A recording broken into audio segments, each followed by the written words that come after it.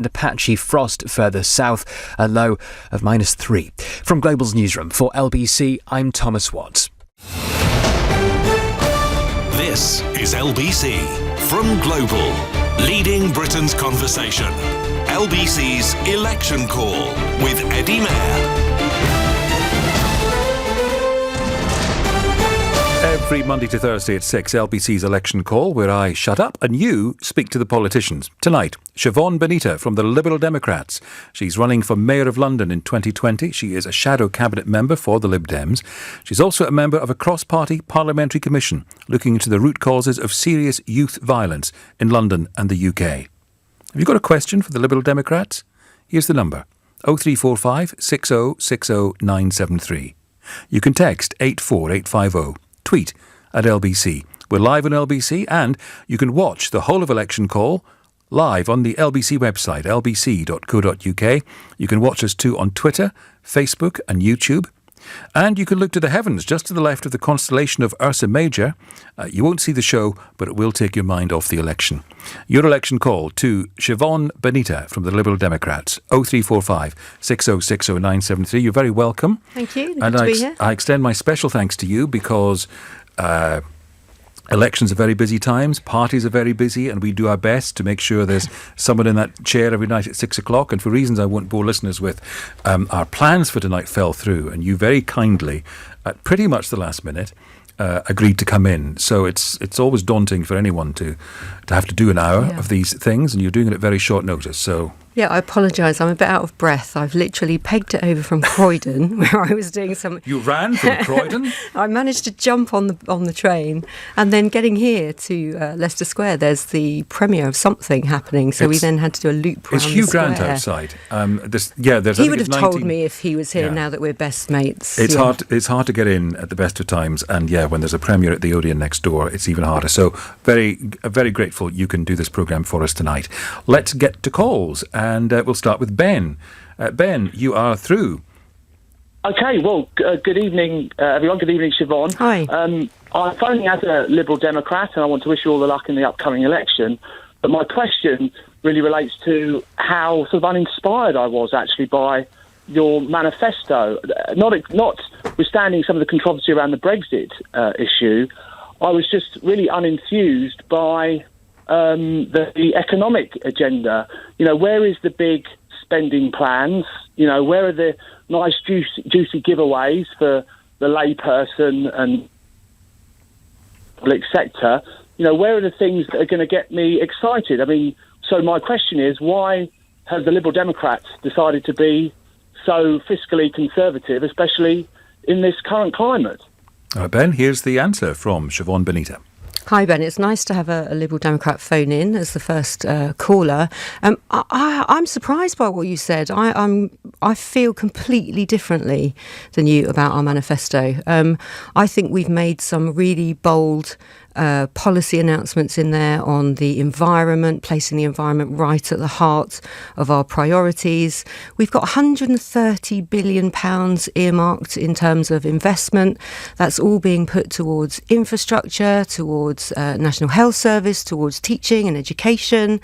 We are using what we are claiming is the £50 billion Remain bonus as well to help with our public services.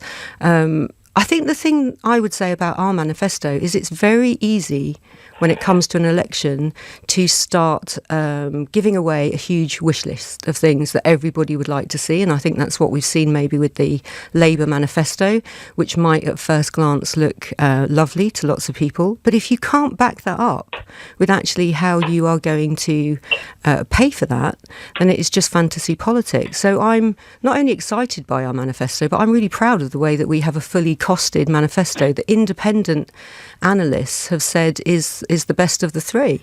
Oh, who said it was the best of the three? The IFS have said it's the most credible. The most credible of the three manifestos in terms of having clear plans for how all of our pledges and our policy commitments are going to be funded. Okay, Ben, what do you say to that?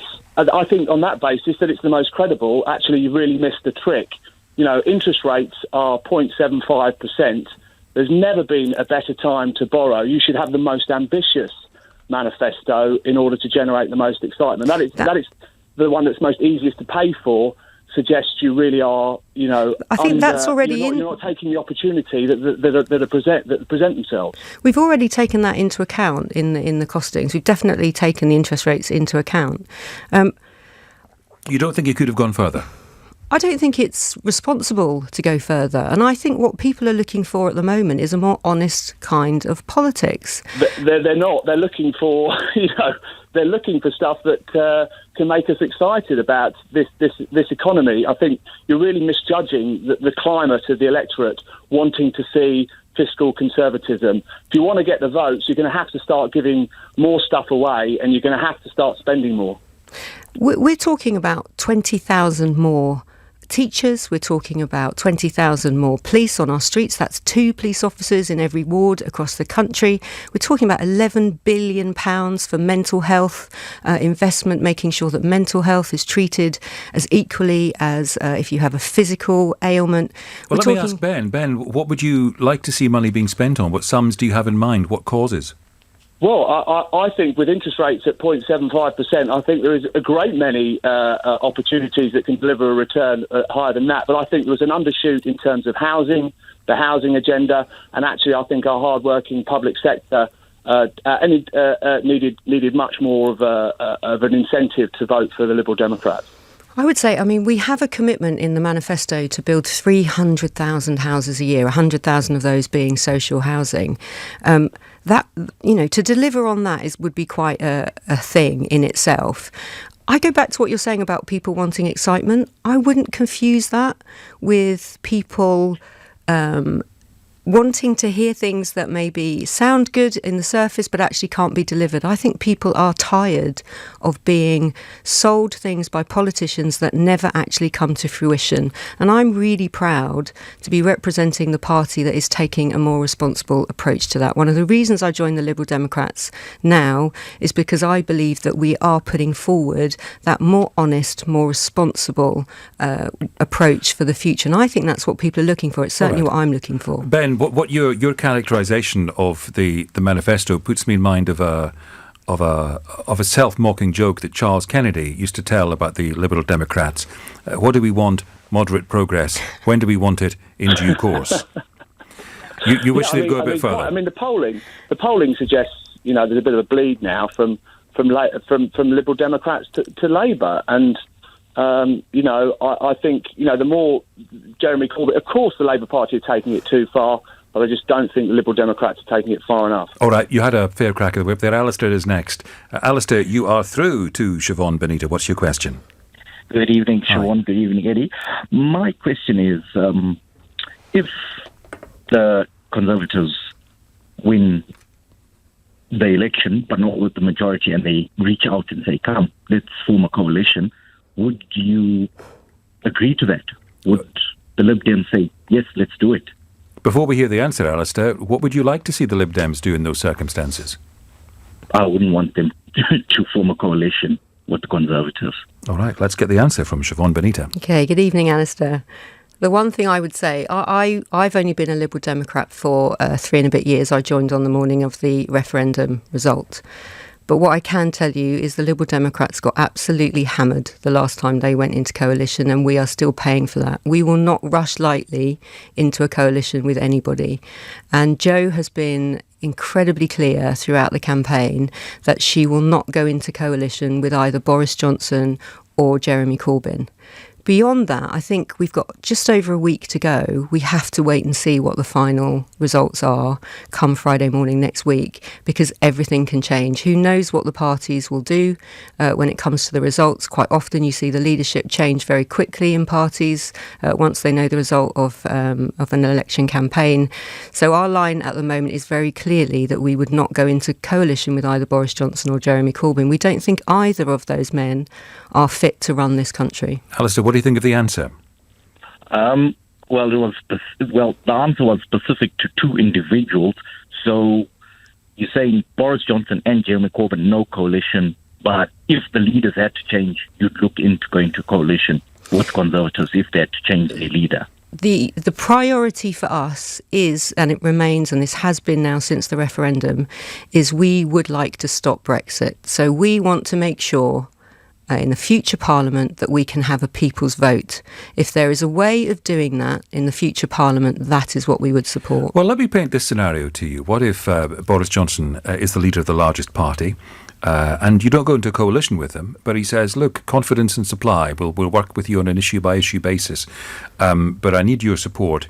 But I'll give you a referendum, or I'll introduce proportional representation. I'll do something you really want.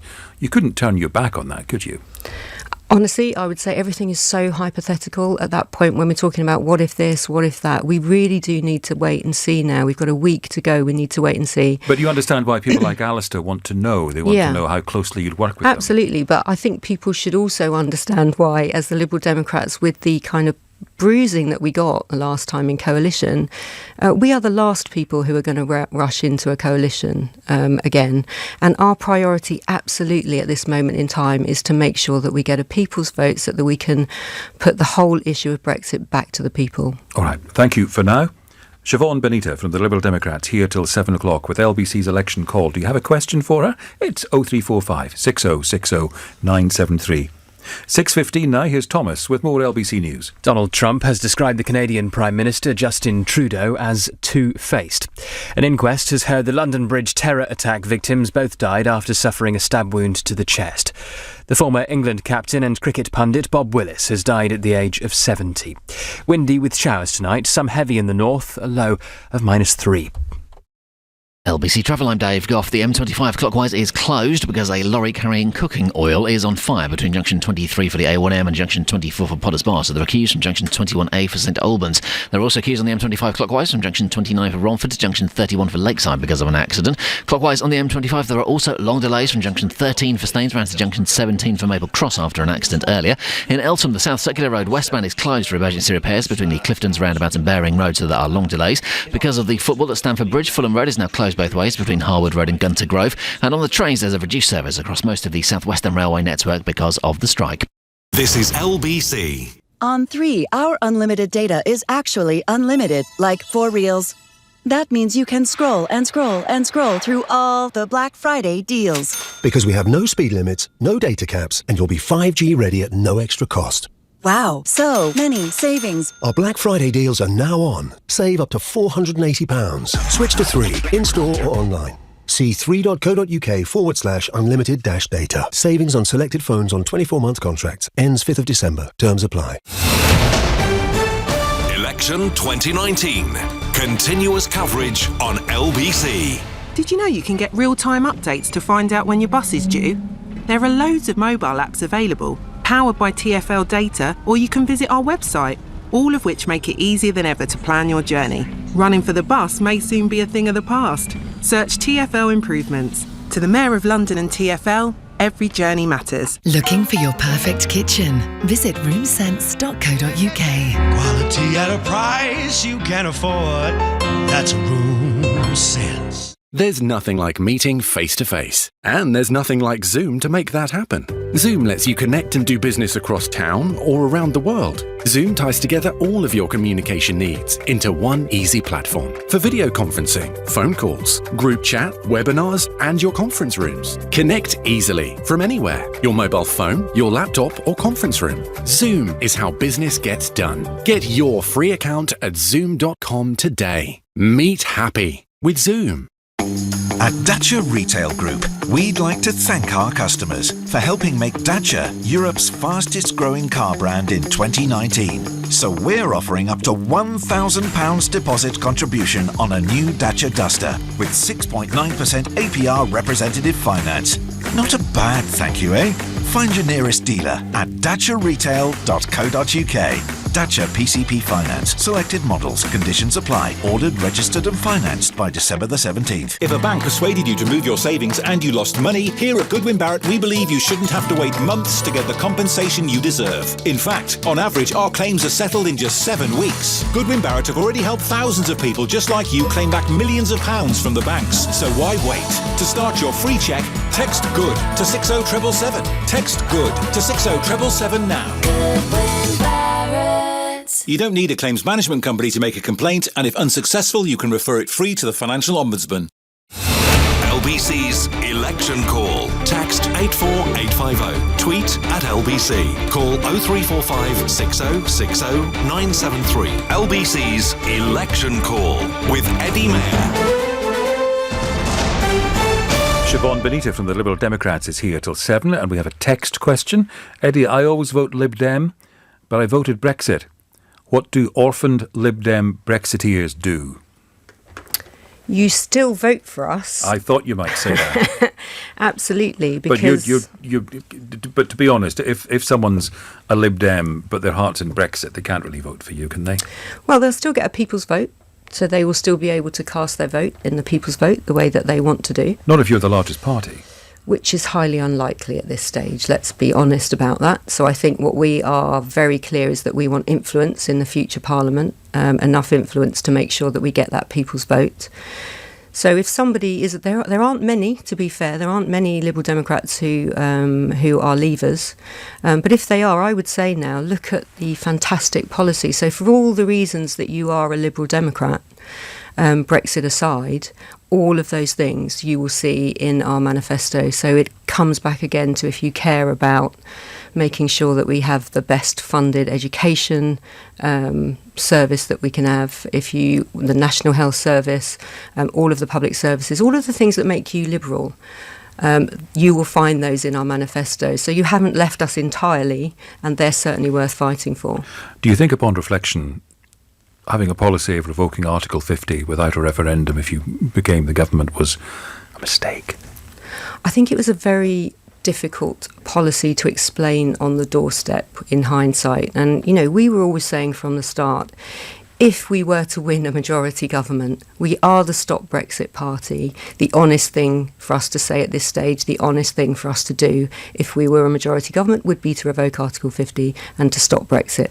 And I think it is right that in all of this Brexit kind of fiasco, there is a choice for voters who absolutely want that clear Remain stance. And we know with Remain voters that is a popular position to take. I think what happened in the messaging, though, the nuance got lost, that despite that, if we're not the majority government, nevertheless, we are still absolutely the party fighting for a people's vote. We were the party that 17 times tried to get a people's vote voted through in Parliament. It would have happened had the Labour Party supported us, and they didn't.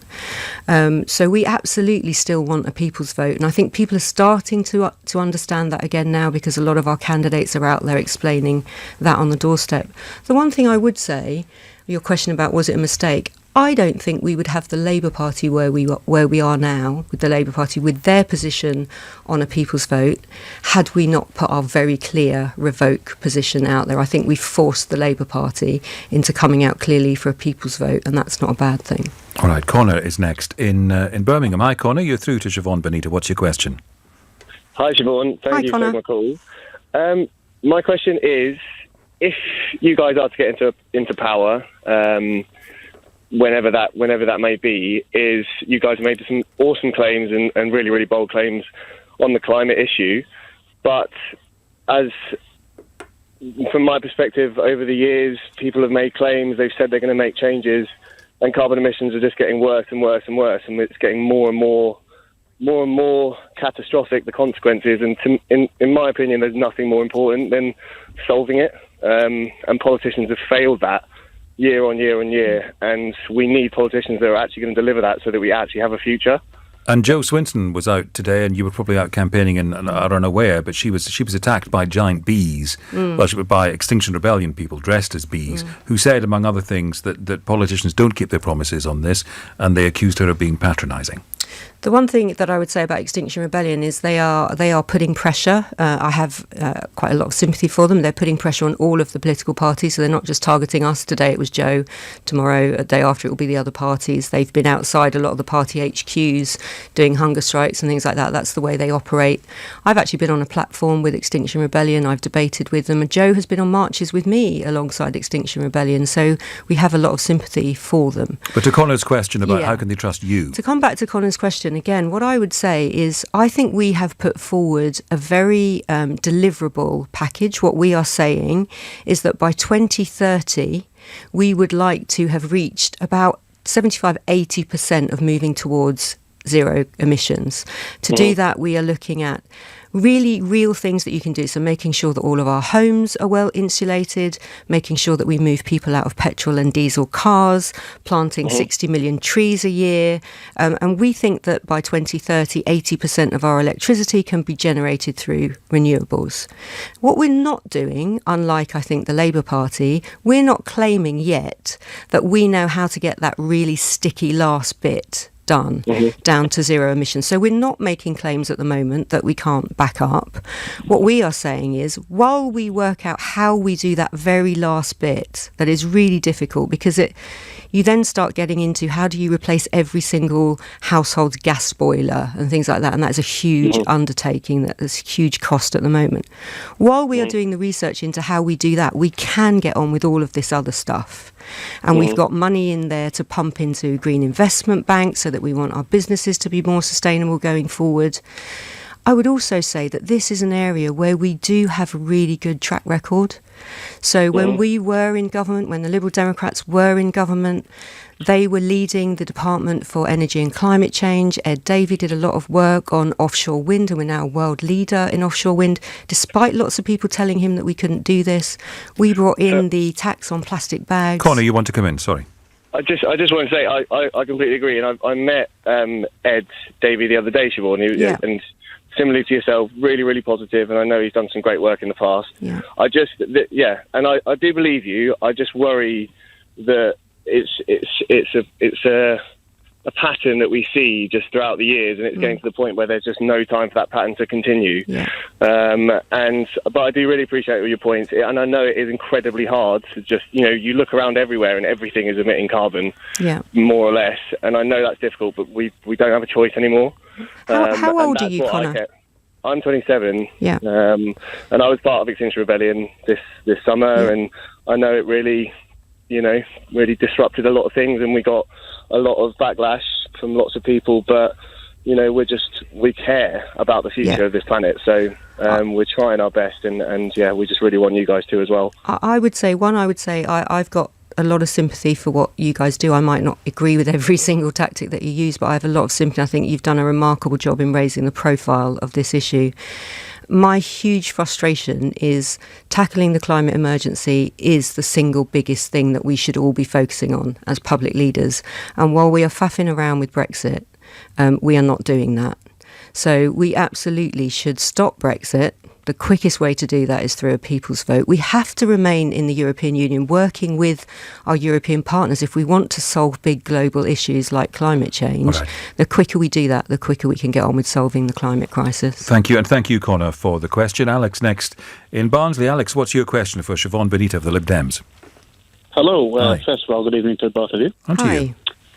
I work for the Emergency Ambulance Service, and over several years of austerity and conservative cuts, we've had a very, very minimal pay rise. You'll find a lot of people that come into this job don't do it for the money. No one goes into nursing and paramedicine for the money. We do it because we genuinely care about people, but that is getting harder and harder over the years because we're struggling with ourselves, with our mortgages, with kids, there's nurses using food banks, etc. My question is, the Labour Party, they've offered quite a bold statement in how much money they're going to fund into the NHS. What would the Lib Dems do in regards to pay for both emergency services and immediate NHS services? So did you say, I didn't catch that, did you say the mental health services? No, immediate, like the emergency. Oh, emergency services, things like that. Yeah. So firstly, Alex, I would like to say thank you so much for the work that you and your colleagues do. I completely agree with you that I think over the years we've seen your type of work stretched to the limits, and I think we are relying way too much now on the goodwill of a lot of public servants who are asked to, just do the extra 20 minutes here, finish this shift, not getting paid for that, and you definitely haven't seen the pay rises that you deserve. So what will you do for Alex and people like him? So we are saying when it comes to the NHS that we have a fully costed plan. We want want to put billions of pounds into the NHS, and what we are saying is you have to be realistic in how you fund that, and we are proposing a penny on the pound in income tax to fund that. And how much will go to staff? I honestly don't know. I can't tell you the exact figures. I wouldn't want to give you the exact figures. What I do know is that we are earmarking money both for mental health services, because we want to make sure that they are held in the same esteem as services for physical health. We have plans in there for the physical infrastructure, so to improve our hospitals and the working conditions for people in the hospitals. And there is definitely money in there. I just can't give you the exact figure for a pay increase for nurses and people working in the NHS, but I wouldn't want to give you the wrong figure at the moment. Alex, what do you think? Okay, it doesn't particularly answer my question. I understand where she's coming from in not wanting to give the figures, because obviously you wouldn't like to speculate at this point. The real question is, would there be focus on staff getting wage rises? Because we've had 1% in the past however many years under a Conservative government. Will there be a devotion to staff pay rises? Yes, I can say there definitely will be, and it is in our manifesto as one of the things that we would spend the money on. So it's in there as a priority. I just don't want to give you the incorrect figure for how much it is at the moment, but it is definitely in there because we recognise it is a huge issue. And something that I know myself from being the kind of London spokesperson and the London candidate is essentially with a lot of the wages that people are working on in the National Health Service, they basically cannot afford to live in London anywhere near where they need to be, the cost of travel, the cost of housing. So we must address this. We have to get this right. So I can definitely tell you that money is earmarked for that there. I just don't want to give you the incorrect amount. Alex, thank you very much for that. Do you have a question for Siobhan Benita of the Liberal Democrats? She's here till 7 o'clock on LBC's election call, 0345 6060 973. More news now, 6:30. Here's Thomas Watts. NATO leaders have issued a joint statement of unity after their 70th anniversary meeting in Hertfordshire. The summit was overshadowed by a series of rows, including a rift between Donald Trump and Justin Trudeau. A popular property fund has barred investors from taking their money out. M&G Investments has been struggling to sell buildings fast enough to meet withdrawal requests.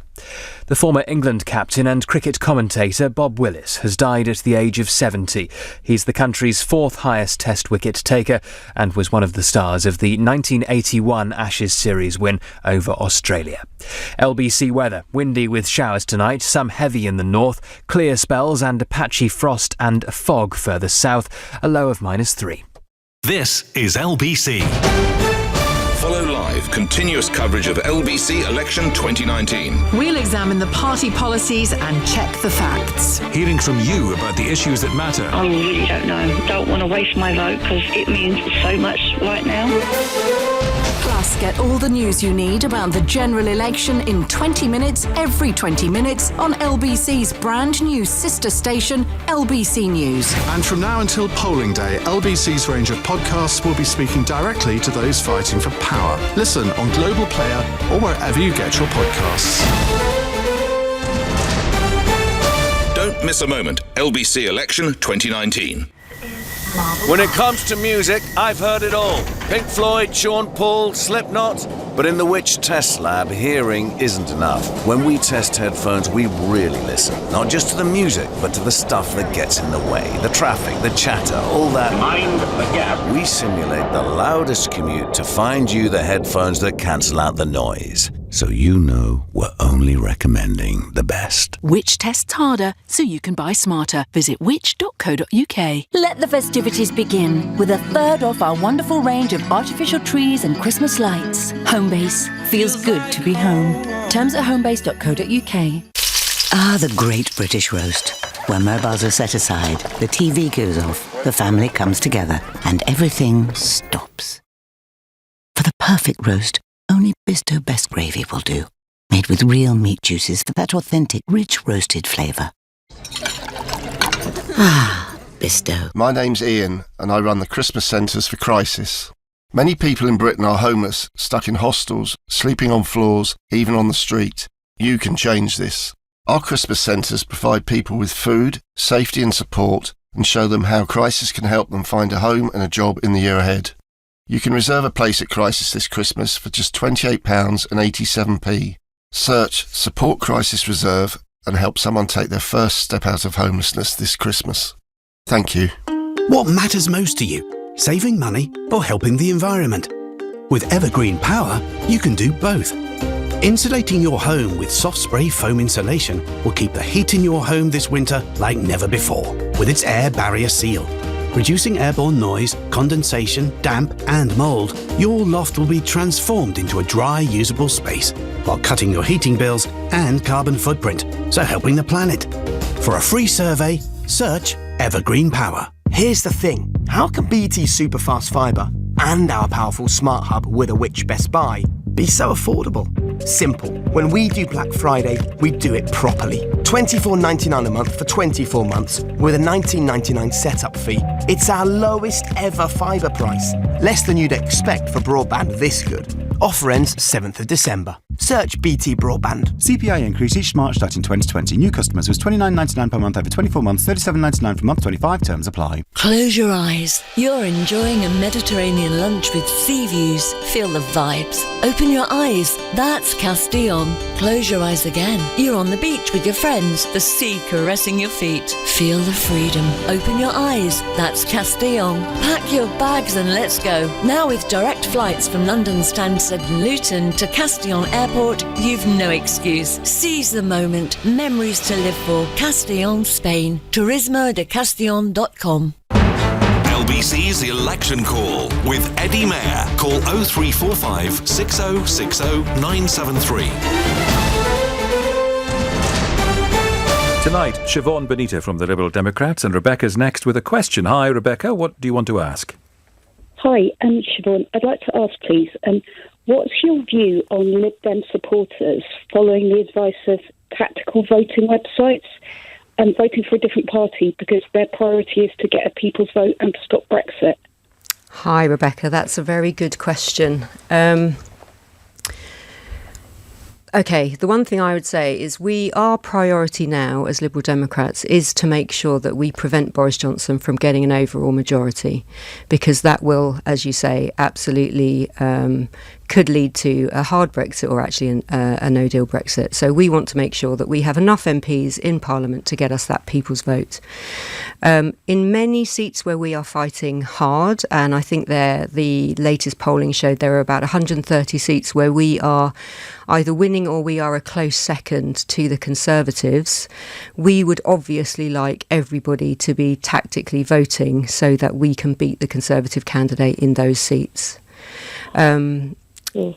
I think... are you talking from a particular seat? Before you go on, Rebecca, sorry. Yes, you're for various very important rules. Yeah. You can't go into individual constituencies, Rebecca. But so if the constituency isn't one of your top 130 target seats, if it's lower down, and another party is more likely to beat the Conservatives and support the people's vote, what should one do? OK, so here's my honest advice, is we have already taken a good look at this before the election, where we thought that might be the case, and we have done the Remain alliance with Plaid and with the Greens, and we have stood down, and with some of the independent candidates who were previously Conservative candidates. So in some of those seats, we are not running ourselves, which gives people a much easier option, I think, if they absolutely want the people's vote.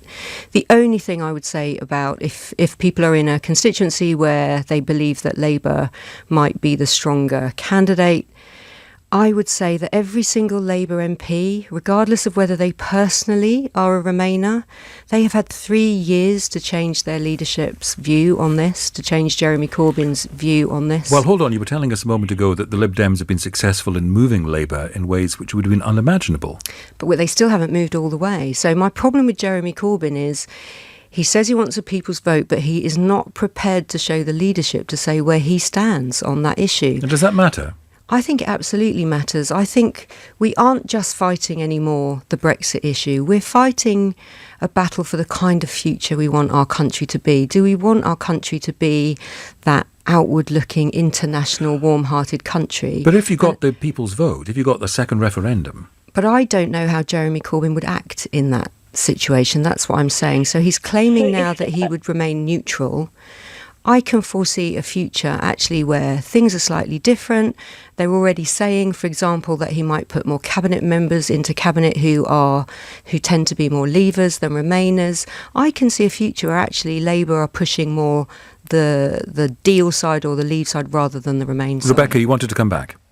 Yes, I wanted to ask, so if the Labour candidate in the constituency has signed the Remain Labour pledge and is quite a keen Remainer, and it's not on one of the top 130-odd targets for the Liberal Democrats, what should you do? Rebecca sounds like she's saying, do I have your permission to vote Labour? And your answer is? My answer is, I'm sorry, but Labour is not a Remain party. Even if individuals are saying that they are they've signed the Remain pledge, Labour should have come out. They should have come out and said they're a Remain party. There are really brave individuals who have left their parties because they felt strongly about Brexit and about standing up for those Remain values. The Labour MPs that are still in Labour did not feel that they could do that. So they are now in a neutral party. Let me go back to Rebecca, and I appreciate you, Rebecca, not mentioning your constituency. That's very important. But you clearly have a dilemma.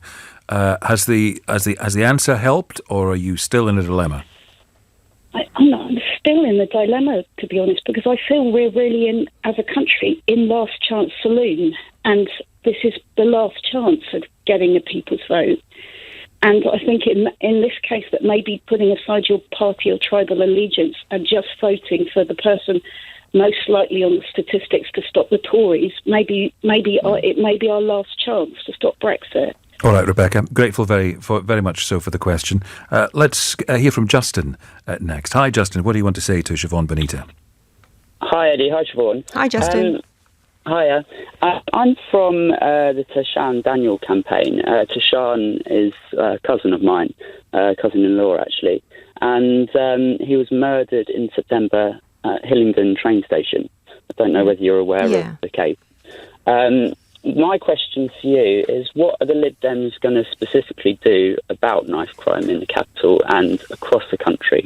I think an important stat going on last year's figures is that by this time next week, another 5 people will have died from knife crime.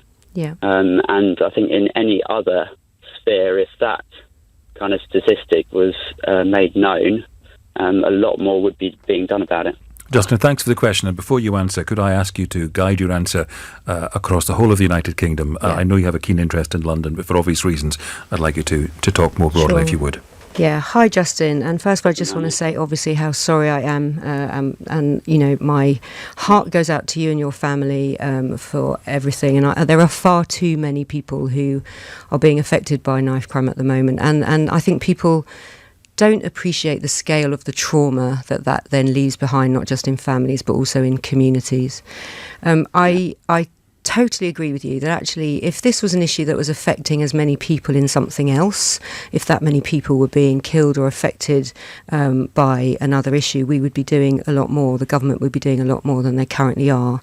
In terms of the Liberal Democrat approach, we are saying quite clearly that yes, you have to focus on enforcement, which I think is where a lot of people are focused at the moment. So like everybody else, like lots of other political parties, we have been arguing for more resources for policing on our streets. But if you only focus on enforcement and the criminal justice side of things, in my opinion, I'm very happy for you to tell me how you feel on this, obviously. I believe you're already at the end of the issue and there's already a problem. And actually what we need to do is shift our focus very much onto early intervention and trying to really tackle the underlying causes. And that's where the work that I have been doing for the last 3 years on the cross-party commission on the causes affecting serious violence affecting young people and what the underlying causes are, I think we need to be doing much more in terms of understanding some of the issues that our young people are struggling with. The fact that a lot of young people are dealing with trauma in their lives from a very early age.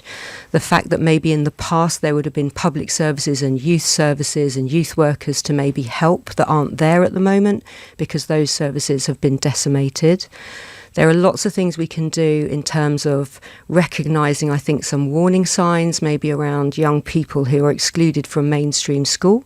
I would like to see us getting to a stage where we say our ambition should be no exclusions from mainstream school. We should have an inclusion policy and keep people in school. And I think we need to look at how we can, look at how we use the evidence that we know between the link, for example, between young people getting pulled into serious violence and some of the illegal drugs activity that we're seeing, definitely in London, but across the country as well. I think it's time that we looked at legalising, and this is a Liberal Democrat policy, legalising and regulating the drugs market, and that would remove a lot of the power, I think, from the illegal activity that we are seeing at the moment. And also just providing a lot more support for our young people around mental health issues, around some addiction issues that some of them are struggling with.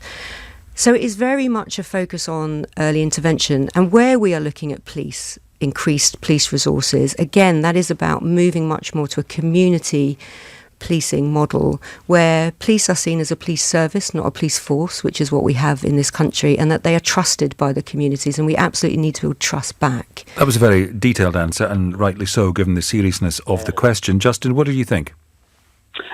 I think it's a very good answer. I mean, it touches on a lot of the points that we feel very strongly about. I think the social side of the issue is going to take a long time to sort of recover, as all of those points that you make, which are very valid and we agree completely with. They all take a relatively long time to implement. I think funding for youth services is incredibly important. We've got a guy in our group who used to run youth services, still does, but he was running a youth service, 250 odd kids, and suddenly funding was cut, and so those kids then have nowhere to go, and I think that is just a little flavour of maybe what's happened recently, and potentially why we find ourselves in the situation that we're in. Justin, very good to talk to you, and my condolences too I extend to you. Thank you very much for the question. We'll carry on the conversation with Siobhan Benita from the Liberal Democrats, LBC's election call, 0345 6060 973, and you can text 84850 and tweet at LBC. It's 6:45 now. Here's Thomas Watts with more news. The 70th anniversary of NATO summit has been overshadowed by a series of rows. An inquest has heard the 2 victims of the London Bridge terror attack died of a stab wound to the chest. A total of 79 migrants have been intercepted trying to cross the English Channel in 5 small boats. LBC weather, windy with showers tonight, some heavy in the north, a low of -3. LBC Travel, I'm Dave. Off the M25 clockwise is closed because a lorry carrying cooking oil is on fire between junction 23 for the A1M and junction 24 for Potters Bar. It means there are queues from junction 21, that's the M1. There are also queues on the M25 clockwise from junction 29 for Romford to junction 31 for Lakeside after an accident earlier on. There are queues on the M1 northbound, that's because of an accident after junction 10 for Luton Airport. In Eltham, the South Circular Road westbound stays shut for emergency repairs between the Cliftons roundabout and Baring Road, so there are long delays. In Fulham, because of the football at Stamford Bridge tonight, Fulham Road is closed both ways between Harwood Road and Gunter Grove, and on the trains there's a reduced service across most of the South Western Railway network. That's because of the strike. Coming up at 7 on LBC, Ian Dale. The NATO summit has ended with Donald Trump calling Justin Trudeau two-faced. We have cross-question at 8, and at 9, should British-born jihadi fighters be repatriated? Ian Dale on LBC. Running my business means sourcing, selling and wrapping hundreds of gifts every week. Gifts for her, gifts for him. From my store and online shop, it's non-stop. But now there's a special gift that's perfect for me. The PayPal Business Debit MasterCard gives me cash back every time I use it, whether I'm paying for stock, shipping costs or lunch for the team. And there are no monthly card or foreign exchange fees either. Search PayPal Business Debit Card to learn more. Terms apply. For business, it's a gift that keeps on giving. Final call for passengers on flight BU372 to Berlin. The average time between a final call and boarding is 4 minutes and 53 seconds. An unofficial fact officially brought to you by Betfair Casino. Because when there's a chance... Perfect. There's always a chance. Make the most of any chance with 30 free spins. Betfair Casino. Play today. Free spins apply to new Betfair Casino customers only. Available on selected games. T's and C's at betfair.com. 18 plus. BeGambleAware.org. This December, Amazon delivers the Premier League. Watch every game on the 3rd to the 5th of December, including Man United Spurs. Oh, brilliant goal! And a Merseyside derby.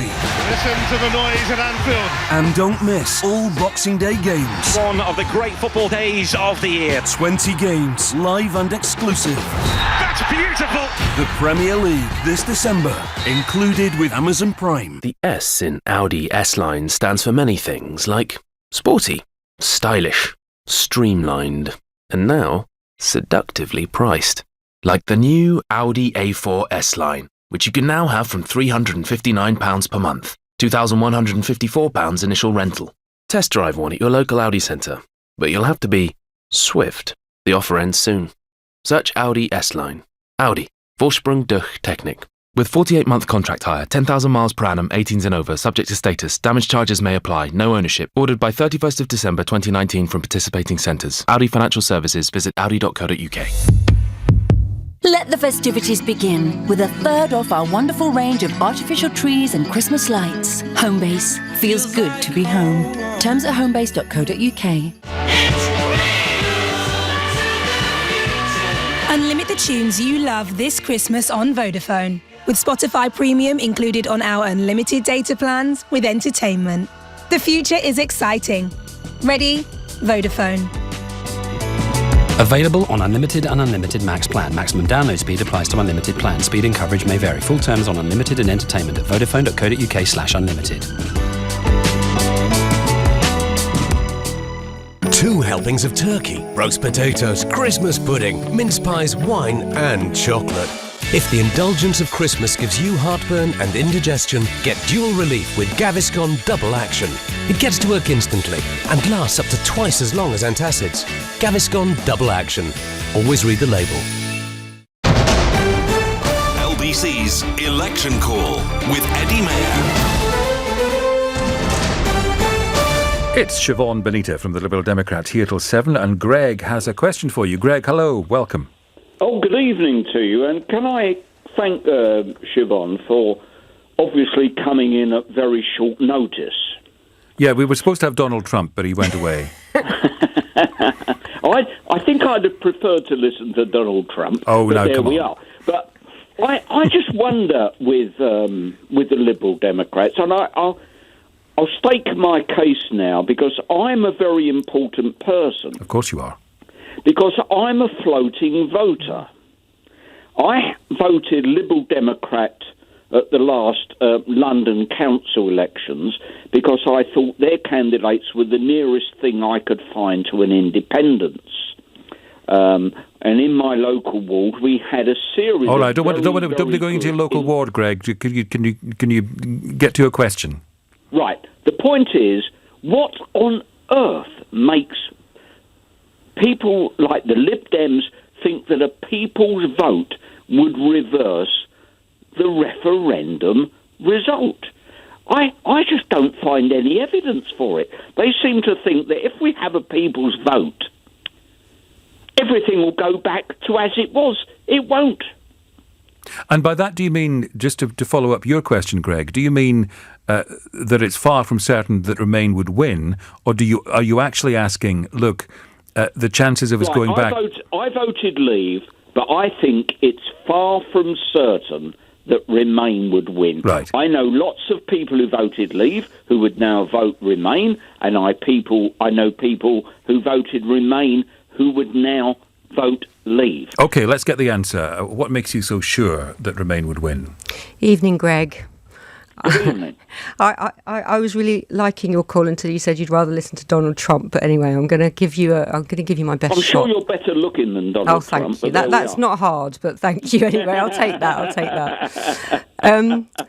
I would say I could spend a whole hour on this, to be honest. So let me try and sum it up. I think what you've just said there in terms of, people who voted one way and are now voting another and vice versa. Yes. It's kind of the reasons why we need another referendum. We're not saying we want to rerun the first referendum. That would be ridiculous. Because you'd lose. Exactly what you would be doing. Well, it would be the same result, probably. What we are saying now is, when people voted before, it was, do you want to leave, do you want to stay? There was no... Oh, come on, let's not go through all those old arguments again. There was let's not talk about young people who are deprived. I mean, what would you say to young people in Greece and Spain and Italy? Do you think the European Union has been wonderful for them? I don't think so. Do you? No, I wasn't going to talk about young people, but I do think young people who didn't get a say before, I think they should be allowed a say now. But I was actually going to say the fact that even the Conservative Party haven't been able to get a Brexit deal through in the last 3 years, because within their own party, even people who are very Leave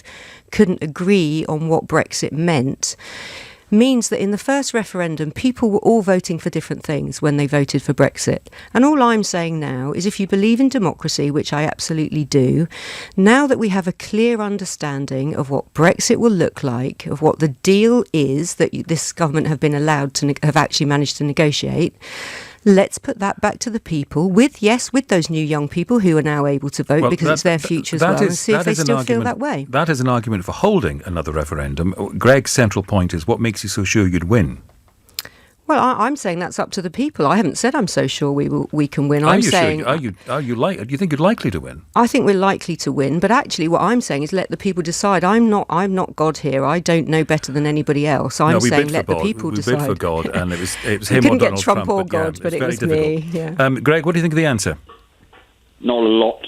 There we go. Another satisfied customer. Phil is in another part of the world. Phil, what's your question? Hello. Oh, hi there. Thanks for taking my call. Hi. I suffer from post-traumatic stress disorder and severe social phobia. I find it very, very difficult to leave the house. And I'm claiming ESA, but I have to travel 18 miles periodically to take an interview to determine whether I'm fit for work or not. And it causes me a massive amount of stress. And the last twice that I've done it, I've ended up having to go through a massive appeals process in order to get my benefits reinstated. During which time I've had no income at all. It's all been really, really stressful for me. I was wondering if this kind of situation is something that the Liberal Democrats are aware of, and if so, do they have a plan to change things? I can't claim to know the exact situation that you're talking about there, Phil, and I'm really sorry to hear everything that you're going through. But what I would say is, one, you shouldn't be going through that. And absolutely, I think our plans to invest in our public services, so looking in particular at people suffering with mental health issues, as unfortunately you are doing, I think, it's just not acceptable that people like you, who are already struggling with those kind of issues, are having to go through what you're going through just to get the kind of support that you deserve. So yes, it's absolutely in our manifesto in that we want to change this. And for me, this is just, every single person in this country should be able to live a happy life. That we should have well-being at the heart of all our policies, and we absolutely, to achieve that, we need to be investing more in our public services. So I hope that if you get a chance to look at our manifesto, you will see that there are things in there which absolutely could benefit you. Thank you, Phil. A question from John on Twitter. Can you ask your guest if it's democratic to offer a second EU referendum and not offer Indy Ref 2? Well, like I said before, we're not proposing a rerun of the first referendum, and I think that's what they're proposing in Scotland. So I think we are stronger as a united kingdom inside a European Union. Well, you may think that, but you can't really claim that those two positions are consistent, can you? I mean, things have changed in Scotland too, haven't they? The question that they would be asking would be exactly the same, and they have the same information that they had before. What we are saying is, you now know what Brexit looks like. You have the information that you didn't have before. It's not a rerun of a referendum that we've had already. Well, the independence arguments have moved on as well. Some of the arguments have changed. I don't believe it is the same thing. I honestly don't believe it's the same thing. I think they are just rerunning a referendum that they have had before. We are not. We are saying this is a confirmatory referendum based on new information that you now have, which you didn't have before. Right.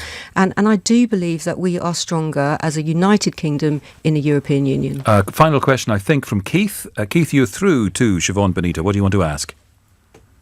Hello, Siobhan. Just a really quick question about the 60 million trees you're going to plant every year. Hi, Keith. Yeah, not me all on my own. No, I didn't expect it would be one person. But what I would like to know is, how are you going to manage to plant 114 trees every minute of every day of every year? How much is that going to cost, and who's actually going to plant them? It sounds very good, but it sounds a bit extreme and not really achievable to me. So that's definitely costed. That's part of the money that we are putting into our environment package.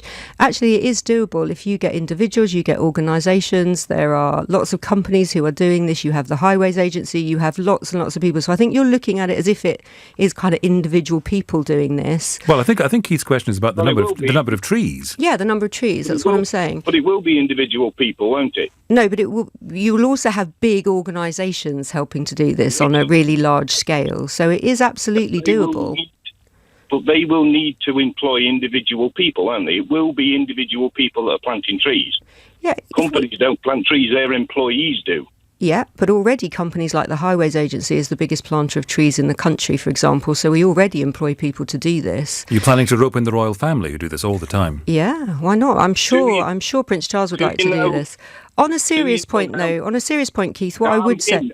I am being serious. Yeah. Do you know how many trees per year the Highways Agency actually plant at the moment? I don't have the exact figure, but I do know they Keith? are the biggest planter of trees. No, I don't. I'm just really interested to know how they're going to achieve 114 trees every minute of every day of forever how many years they're going to do it for. It's a great idea, but it just doesn't seem really feasible to me.